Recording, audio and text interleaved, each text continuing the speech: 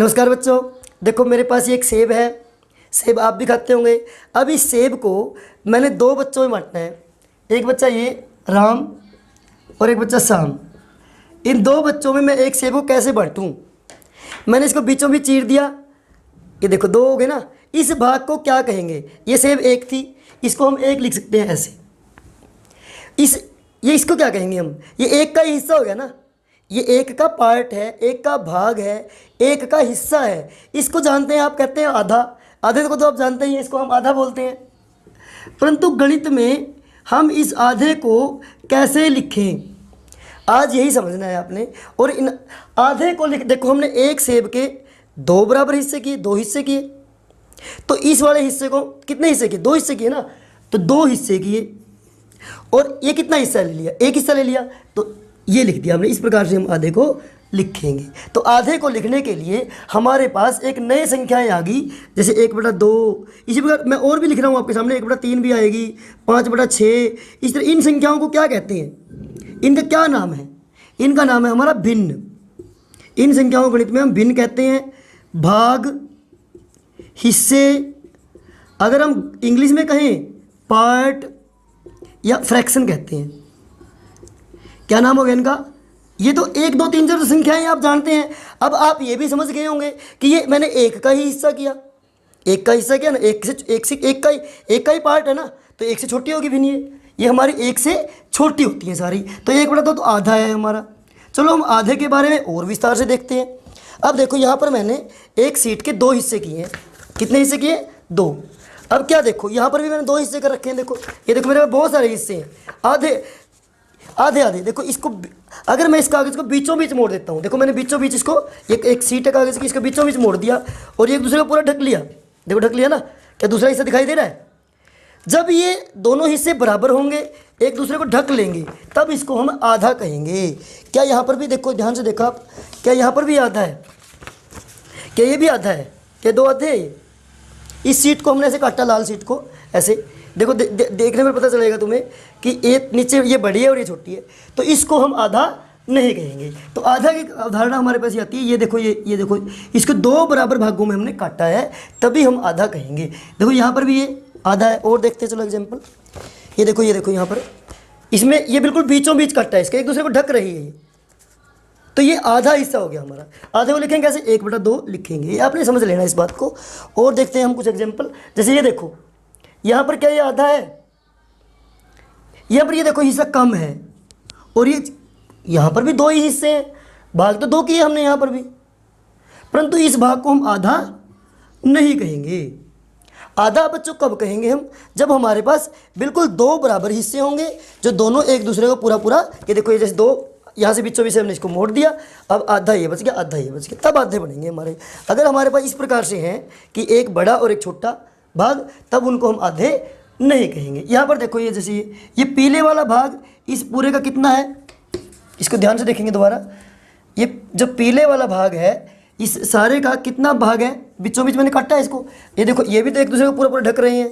ये देखो ढक रहे हैं ना। तो इस पीले वाले भाग को हम इसका 1/2 कहेंगे।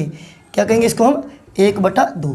और लिखने के लिए इसका हम इस प्रकार से प्रयोग करेंगे। इस प्रकार से आपके पास 1/2 की अवधारणा क्लियर है। आज आपने आधे को समझना है। और आपकी गणित की पुस्तक में से पेज नंबर 96 पर जो दिया हुआ है, इनमें से देखो आप कौन कौन से आधे भाग हैं। जो आकृति दो बराबर भागों में बटी हुई है, उसको आपने आधे का निशान लगाना है। अब तक तो आप समझ ही गए होंगे। यहाँ पर देखो किताब में आपके पास, देखो ये आकृति दो भागों में बटी हुई बराबर, ये भी दो बराबर भागों में बटी हुई है ये। परंतु यहाँ पर देखो, ये एक बड़ा भाग है, ये छोटा भाग है, तो ये आधे नहीं है आपके। यहाँ पर देखो, ये दोनों दो बराबर भाग है, तो यहाँ पर आधे आधे हैं, यहाँ पर भी आधे आधे हैं, यहाँ पर भी, परंतु यहाँ पर आधे नहीं है। इस प्रकार से आपने ये क्रियाकलाप करना है। और एक कागज़ की शीट लेके, देखो जैसे मैंने बताया था, एक कागज़ की शीट लेके इसको बीचों बीच मोड़ के आधे बना सकते हो आप। इसको इस प्रकार से मोड़ के भी आप आधे बना सकते हो। यहाँ से ये भी आधा बन गया आपका। देखो ये, अब ये भी आपका आधा भाग है, आधा ही है। तो आधे आप कई तरीके से कर सकते हैं।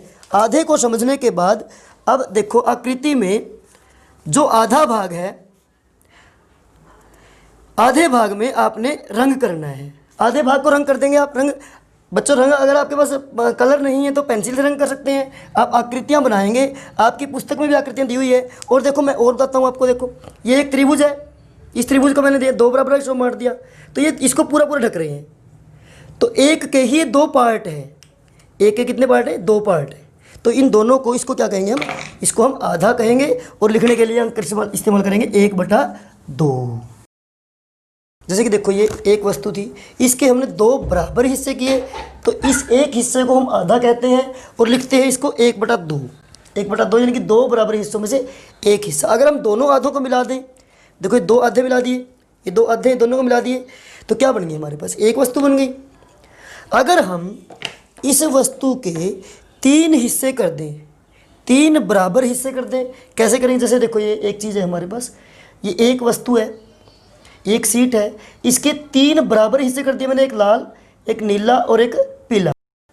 इस पीले भाग को हम क्या कहेंगे बच्चों, जैसे कि आपने 2 बराबर हिस्से किए थे तो इसको तो आधा कहा था, जैसे कि मैंने करके दिखाया था आपको, देखो ये रहा, ये 2 इसके बराबर हिस्से किए तो इसको आधा कहा। अब की बार हमने 3 बराबर हिस्से कर लिए, ये देखो ये रहा, कितने बराबर हिस्से किए, 3, या इससे देखिए 3 बराबर हिस्से कर लिए, यहाँ पर भी एक हिस्सा ये, एक हिस्सा एक, तीनों बराबर हैं ये। तो इस तीसरे वाले हिस्से को हम कहेंगे तीसरा हिस्सा, तीसरा भाग या तीसरा हिस्सा, और क्या 1/3 भी कह सकते हैं इसको, और इंग्लिश में क्या कहेंगे इसको, 1/3।